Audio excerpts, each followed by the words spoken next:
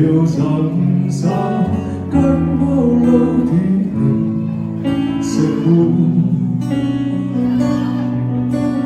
Mấy cơn mơ bao đêm không tan, liệu người đến mãi trong mơ còn không em. Tiếng nói ca cùng oán cùng sầu mà sầu anh khéo đắm đổ vừa tròn câu hát. Anh cũng mong một chút u sầu mà sầu anh chất kín hoang mây đồi thu hoa. Trời làm gió sẽ cánh chim quyền, môi nhịp bước môi thương chân truyền. Người gọi mãi, người bị tai thắt lòng vui em. Người hờ hững em anh cũng được, chẳng về với anh nữa cũng được. Thà là ôi thương, xin đừng cách biệt ân dương.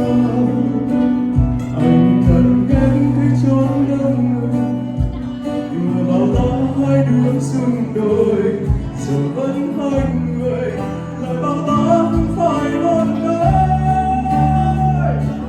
Anh đành bám đôi cánh chim để đổi lấy đôi khoáng đi, thoáng duyên mình khỏi kém để mình ngủ yêu.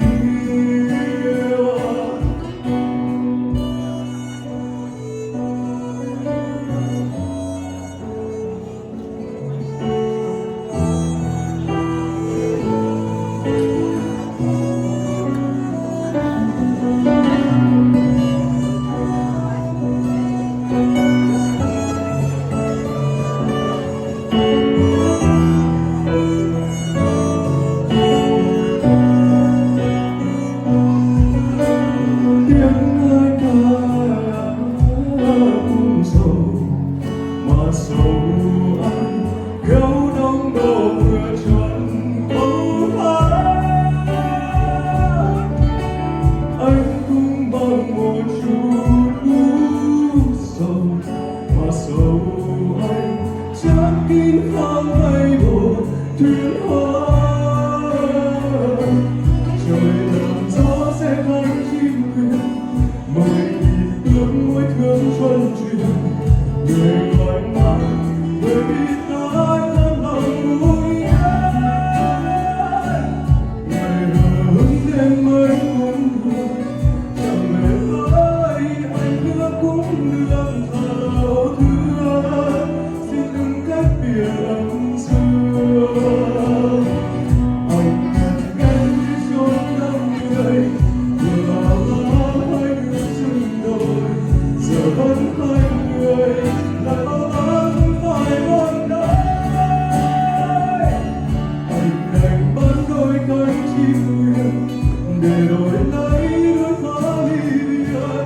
Hóa riêng mình khỏi em để người cùng yêu. Anh đành cho năm người vừa bảo ta hai đứa xứng đôi, giờ vẫn hai người lại bảo ta không phải một đời.